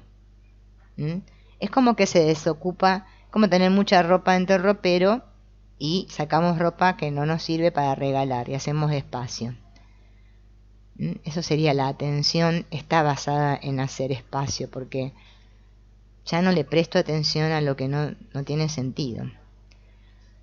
La atención es el alfa y omega de la técnica mental. Es el eje de todo trabajo de la mente, desde los primeros balbuceos del descubrimiento del mundo que nos rodea, hechos por el niño pequeño, hasta la más alta realización espiritual alcanzada por santos y sabios. La atención es la facultad de dirigir la mente a algo, al ser consciente intencionalmente, así como la conciencia es el hecho simplemente de darse cuenta de algo. La atención es el hecho de percatarnos de ello de un modo intencional, ¿no? Esto estaría muy relacionado como con la voluntad, ¿no? Como que quiero atender. Por eso, vieron cuando nos hablan, por ejemplo, en el trabajo del perdón, ¿no? Cuando nos dicen que atendamos el sentir, o sea, cómo me siento, o sea, que me dé cuenta, o sea, como estoy reaccionando, ¿no? Eso es poner atención intencional en el cómo me estoy sintiendo. Entonces ahí tomo conciencia y me doy cuenta de que es mía, o sea, que eso es mío, que no tiene nada que ver con el otro, más allá de lo que el otro haga, sino que es algo que me está tocando algunas teclas en mí y que me hace saltar, ¿no? Como nos pasa siempre, ¿va? Si atención es la deliberada dirección del foco mental hacia algo, eso lo venimos haciendo todos desde hace muchos años. Ahora la atención de ustedes está dirigida hacia esto que están leyendo, ¿no? O sea, ahora estamos todos atentos a esto. Por lo menos eso espero, dice él. En otro momento, o quizás dentro de estas mismas páginas, la atención se desplazará por unos instantes pensando en otras cosas, en lo que le sugieren mis palabras, en lo que han de hacer después, etc. Cada instante trae sus propias obligaciones y preocupaciones, y así todos estamos constantemente cambiando de objeto en la atención, ¿ven? Nuestra atención va variando de un objeto a otro, constantemente. Lo que pasa es que no nos damos cuenta que lo estamos haciendo. La atención, pues, es algo que hacemos trabajar mucho, pero que sin embargo no la perfeccionamos nunca. ¿Cómo puede ser eso? Es una facultad que estamos haciendo funcionar de manera casi constante y que no obstante no progresa, no se perfecciona, o por lo menos no lo hace en el sentido que queremos decir. ¿Por qué? ¿Qué le pasa a esa atención? Simplemente ocurre que funciona con poca luz, de un modo intermitente y sobre todo condicionada por presiones externas o internas, mas nunca o casi nunca por propia deliberación. O sea, como que no hay una intención deliberada de parte mía hacia poner atención en algo. Mi intención es atraída, exigida por una circunstancia, despertada por una urgencia interior, por una aspiración, por algo que se moviliza y produce una presión interna que despierta mi atención, o bien por hechos, necesidades u obligaciones exteriores que impelen mi atención a funcionar en tal o cual dirección.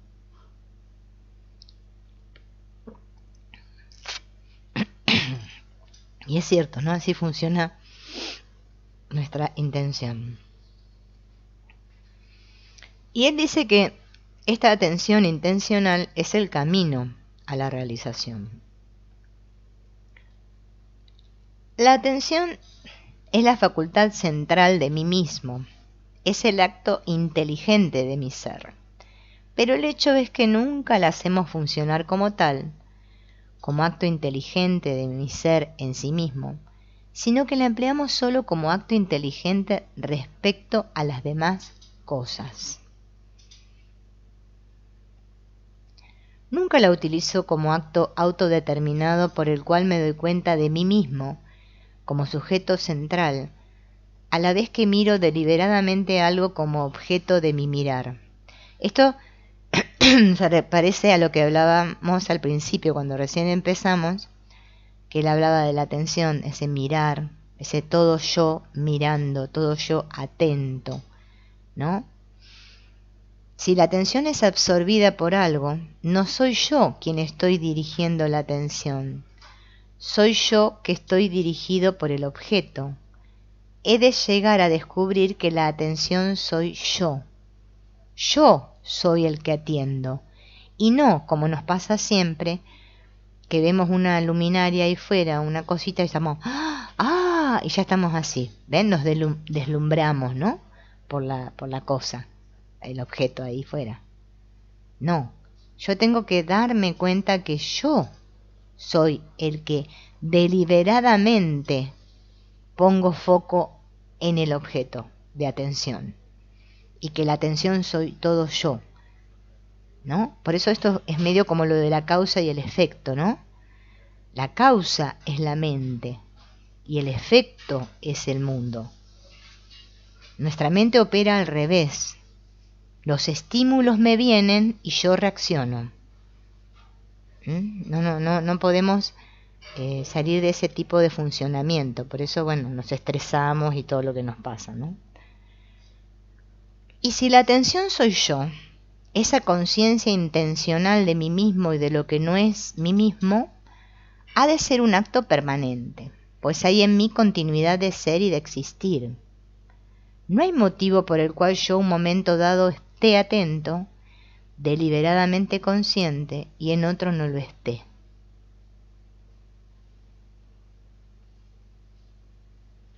En la vida corriente, sin embargo, nos parece lo más natural del mundo que en unos momentos estemos atentos, presentes, y en otros estemos distraídos, ausentes.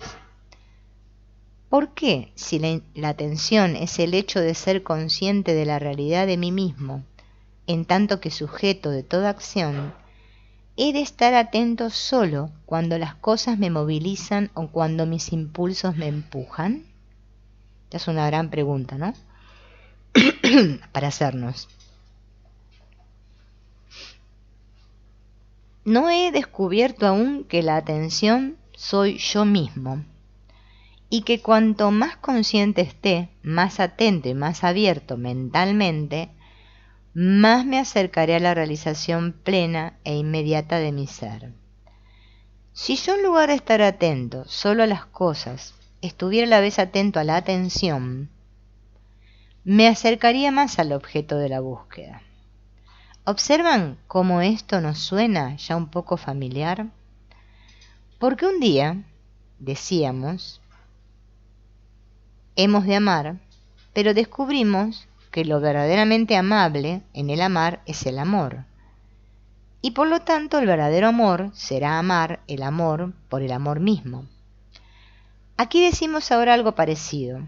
La atención más real, más auténtica, es la atención a la atención, porque ésta nos acerca a la conciencia de sujeto, a la lucidez inmanente que hay en nuestro ser profundo, ¿no? Ese yo, ese sujeto que se da cuenta que está atento.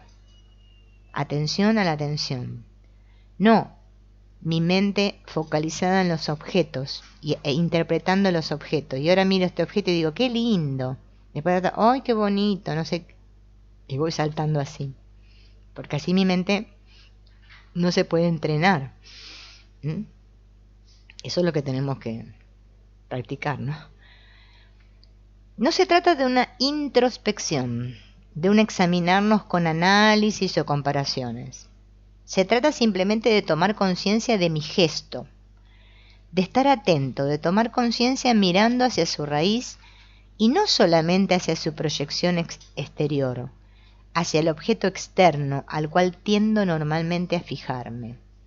Esto parece lo que los Advaitas dicen de traer lo visto al que ve. ¿Ven? Nosotros nuestra atención está siempre puesta afuera y esto es lo que no podemos descubrir. Por eso tenemos, el curso de milagros dice que tenemos miedo a mirar dentro. Estar atento es cuando estoy mirando dentro. Y mirar dentro es estar atento a lo que está pasando en mi interior. No toda la procesión ahí de cosas que pasan, donde yo me distraigo continuamente y pongo mi atención ahí. Si aprendo a mirar la atención, me daré cuenta que la atención es en sí misma una energía. ¿Ven esto la otra vez que por ahí estaba mi amiga Nubia? No sé por dónde te quedaste, Nubia. Allá arriba te veo. ¿Ves? Acá está justo lo que yo te decía el otro día. Es que nosotros creemos que lo de la energía es una cosa, como una cosa, una luz, un fuego, no es algo. No, es que la atención es la energía. Porque estoy todo yo ahí. Y eso es lo que me da fuerza. Ahora, cuando estoy con la mente, como dice el curso de milagros, que somos muy... no me sale la palabra. Bueno, a las divagaciones de la mente, nuestra mente va para acá, para allá, ¿no? Eso nos debilita. Lo que me da fuerza y activa esos focos es la atención que pongo.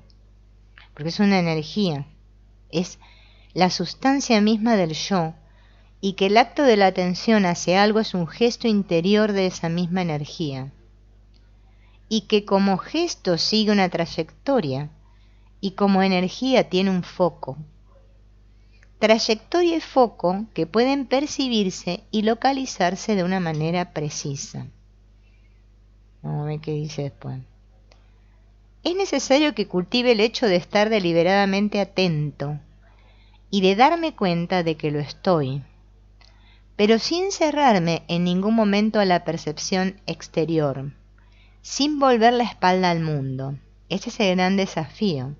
Esto no se trata de que, ahora no hablo con nadie más, ahora me aíslo en la burbuja. Bueno, ahora que está de moda lo de la burbuja con lo del coronavirus, ¿no?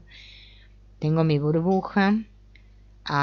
No, y voy a atender a mí. Voy a practicar el silencio, porque yo estoy en un nivel, entonces yo practico el silencio y los demás que se vayan a freír churros. No es eso. El que practica eso, bueno, ya sabemos cómo acabamos. No, Esto se trata de que yo estoy atento a cada instante. Cuando converso con mi hijo, cuando mi hijo me habla y yo lo escucho con atención, estoy todo yo escuchando ahí. Estoy todo yo atento a todo. ¿Sí? Esto no se trata de que ahora entonces le doy la espalda al mundo y digo, bueno, me voy a la montaña a meditar. Porque es un proceso evasivo que no sirve para nada. Si no, el curso de milagro no nos hablaría tantos capítulos de las relaciones, de que tenemos que perdonar al otro. Si supiera que estamos solos en el mundo. No. Si esto es cuestión de aprender a relacionarme, pero atento. ¿Realmente yo estoy atento al otro? ¿Sé escuchar realmente?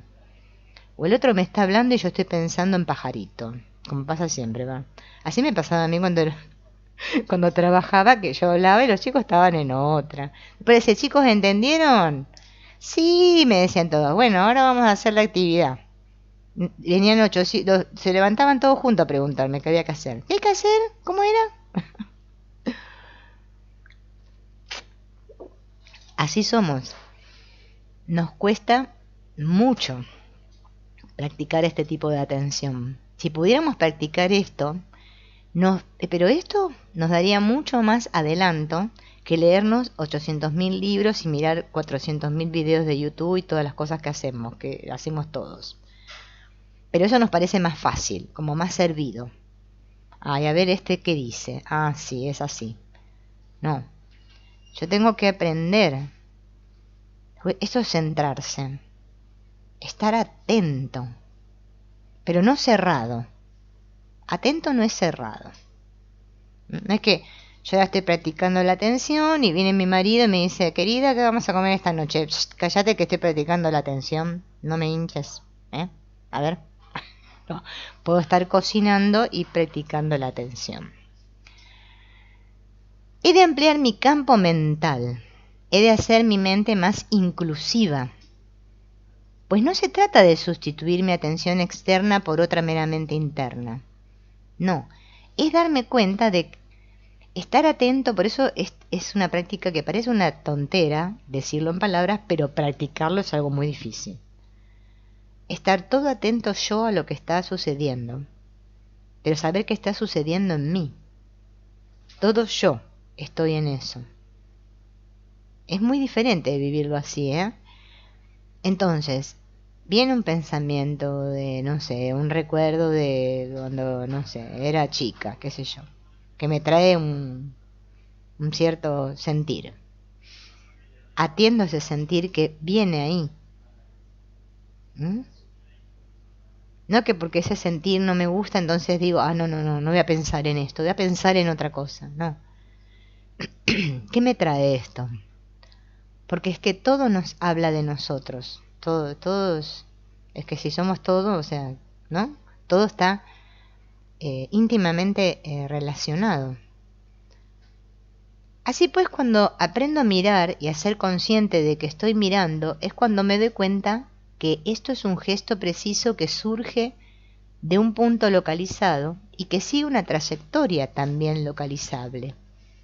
Es un gesto, es un movimiento. Y cuando llego a ser consciente de ese foco de energía y de ese gesto interior, entonces tengo puntos de referencia más claros para situarme mejor y llegar a centrarme en el lugar mismo donde radica ese foco de energía, que es pura lucidez, pura conciencia de ser. Esto es como decir, hablando del recuerdo recién, ¿no? Que viene un recuerdo, ¿no? A nosotros, que parece que viene a través de la mente, parece, porque siempre la memoria está asociada a la mente, ¿no?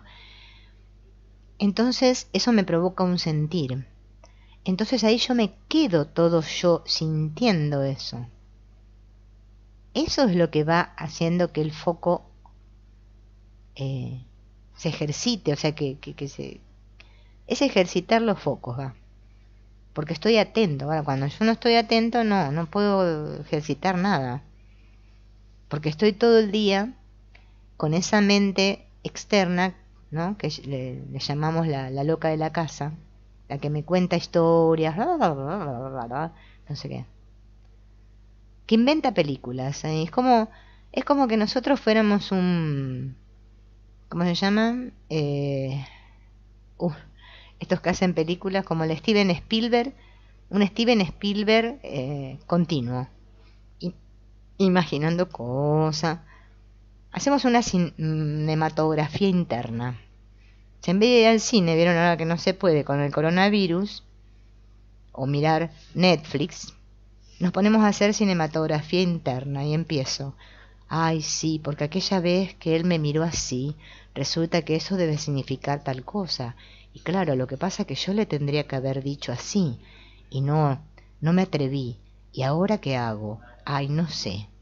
¿No? Y así. Y entretejemos toda una cosa, una trama. Eso es no estar atento.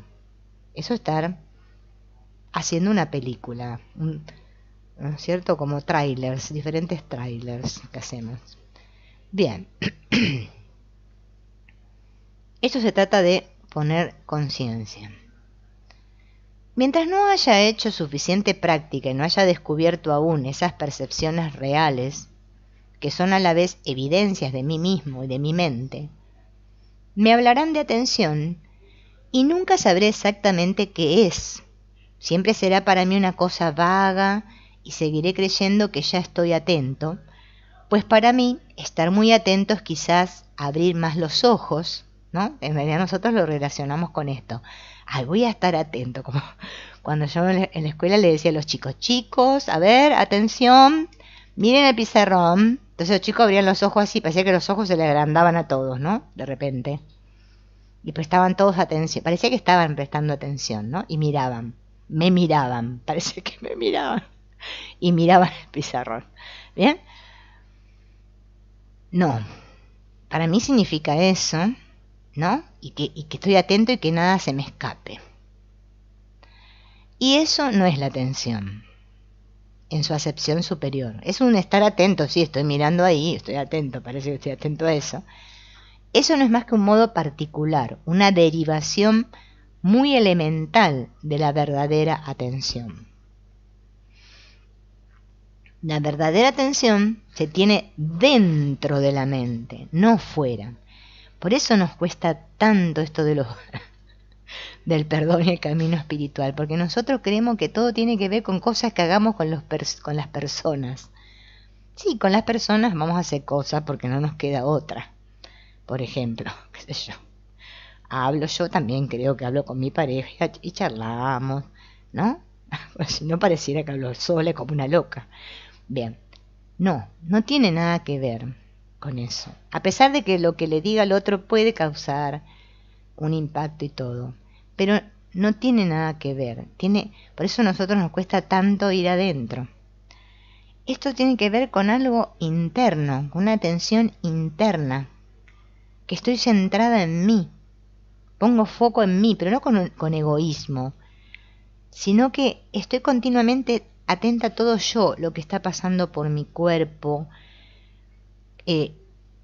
No sé si me viene un calor, si me viene un sentir de vergüenza, si esto me da miedo, si se me revuelve el estómago, o sea, todo, estoy tan atento,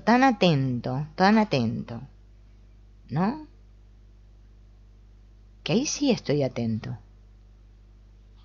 No es la atención esa que nos dijeron. Es una atención centrada en mí. Porque los focos están en mí, no andan por ahí. ¿No?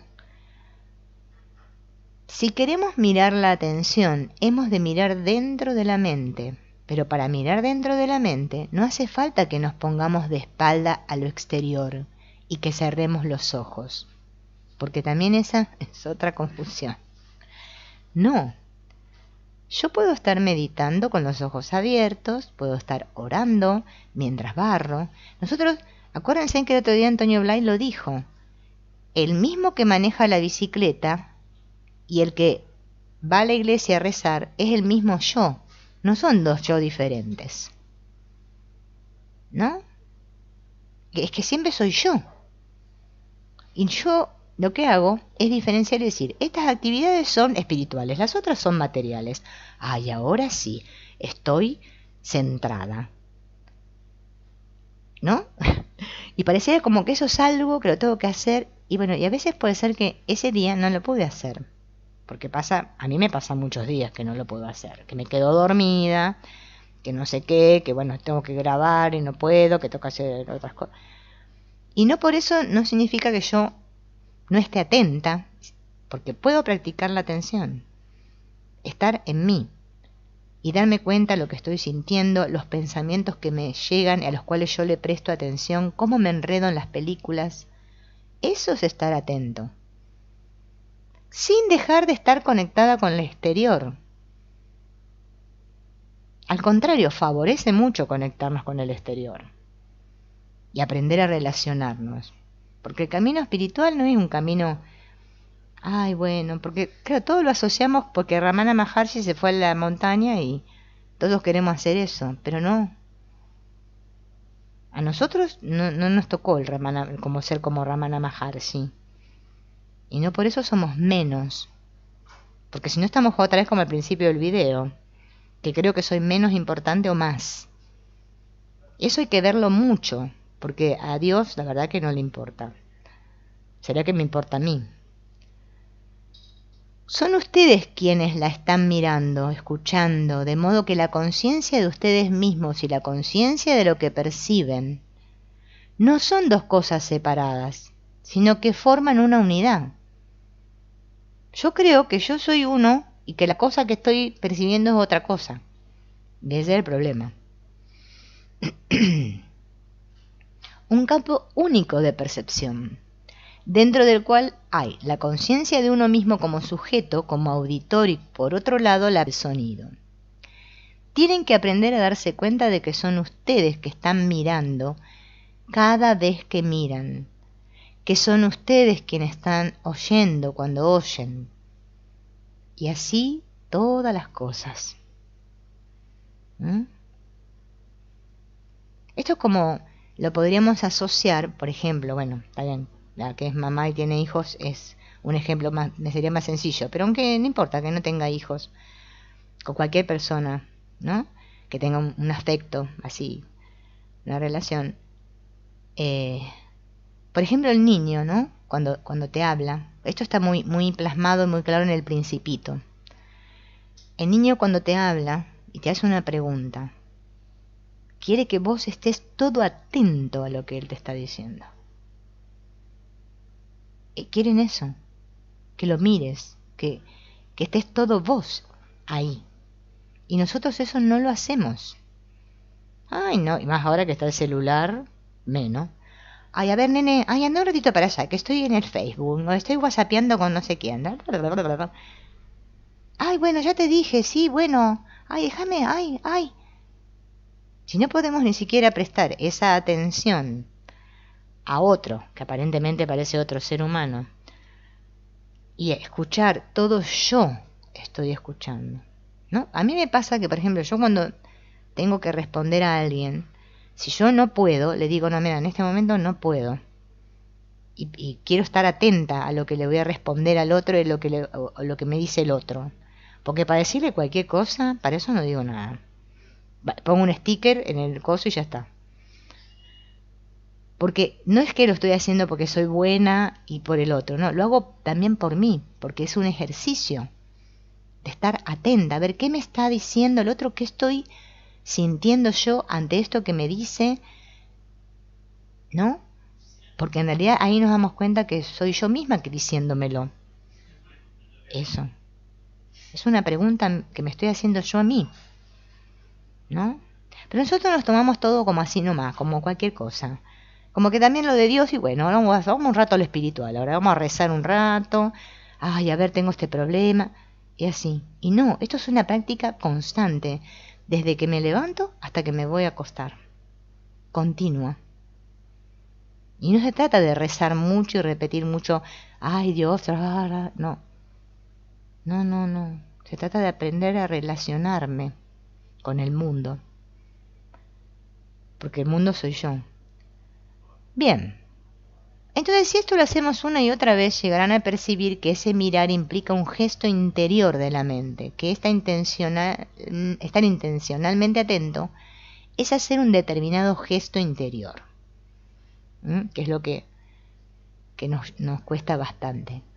La práctica de esto es excelente, porque ya desde los primeros pasos nos impide quedar identificados, confundidos con la cosa que miramos, mientras conservan conciencia de sí mismos sin que les separa de las cosas.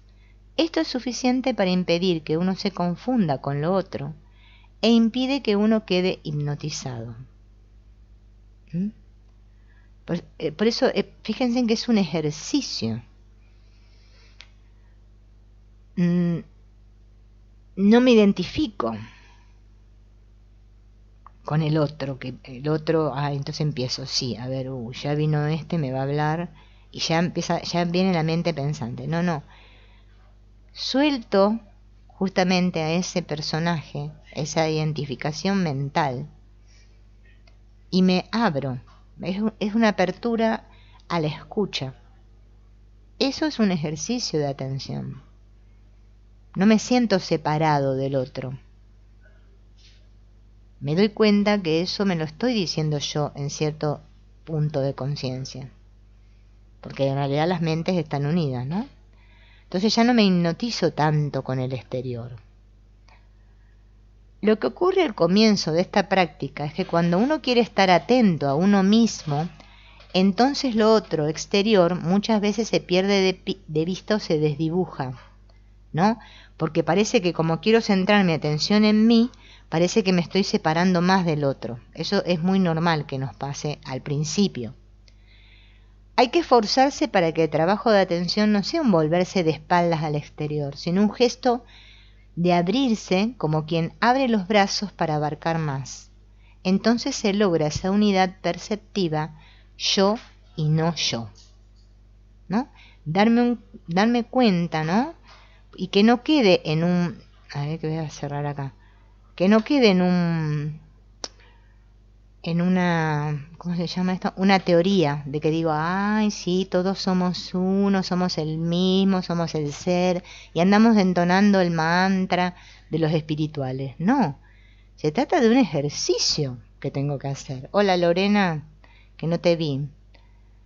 Hola Luz, porque, a ver, si yo tengo que estar todo atento yo desde el sujeto, que entienda que ese otro también soy yo, porque como estoy abierto, entonces puedo recibir lo que el otro me dice. Y eso es un ejercicio de atención, aunque parezca tonto, y eso lo deja al otro, aparentemente, ¿no?, lleno y como pleno, y a mí también, porque ese es el dar y recibir, es lo mismo. Porque si no, toda la espiritualidad queda empaparruchadas de pavaditas y palabritas lindas que la gente anda diciendo por ahí, pero resulta que nadie la practica. Y no sirve para nada. No sirve para nada. Por eso a mí me gusta mucho el enfoque de Antonio Blay, porque Antonio Blay te hace que realmente aterrices acá. Y te enseña una espiritualidad que realmente después te sirve para aplicar en la vida diaria. Y fíjense que lo que está diciendo Antonio Blay no es algo diferente de lo que dice el curso de milagros o lo que dice cualquier otra espiritualidad no dual. Es lo mismo. Lo que pasa es que lo dice con otras palabras más facilitas, que a nosotros nos cuesta menos comprender. El curso de milagros, como utiliza mucho el lenguaje cristiano y muchas palabras así, decimos, oh, ¿y esto qué me dice? Nos asusta. Pero no. Hay que practicar como dice Antonio Blay. Ese que anda en bicicleta es el mismo yo que ora a Dios. Es el mismo, no son diferentes. Tenemos que dejar de practicar la fragmentación y de jerarquizar y decir, bueno, esto es para esto, lo otro es para... No, es que es todo yo siempre. No existe la separación en cada uno de nosotros y ni en ninguno de nosotros, porque a un punto inconsciente estamos unidos, a pesar de que no lo vemos, ¿no? Es una práctica, no nos queda otra. ¿Qué quieren que les diga? Bueno, amigos, estuvo interesante la atención. No me acuerdo qué es lo que puse para el de mañana. Porque la verdad que hoy lo estuve haciendo, pero mientras hacía eso hacía otra cosa. No estaba atenta. Estaba haciendo otra cosa. Mientras ahí en la computadora. Y no presté mucha atención. Así que mañana les cuento lo que es para mañana. Porque vieron que siempre les adelanto, pero no me acuerdo. Y bueno, en estos días voy a tratar de buscar temas justamente que hablen de esto, de cómo practicar la atención, de cómo... Porque yo creo que esto nos sirve para que nos demos cuenta de que la espiritualidad no es tan así como nos la contaron o como nos la contamos, ¿no? Y que lo pongamos en práctica, que es lo más difícil. Bueno amigos, chau, hasta mañana.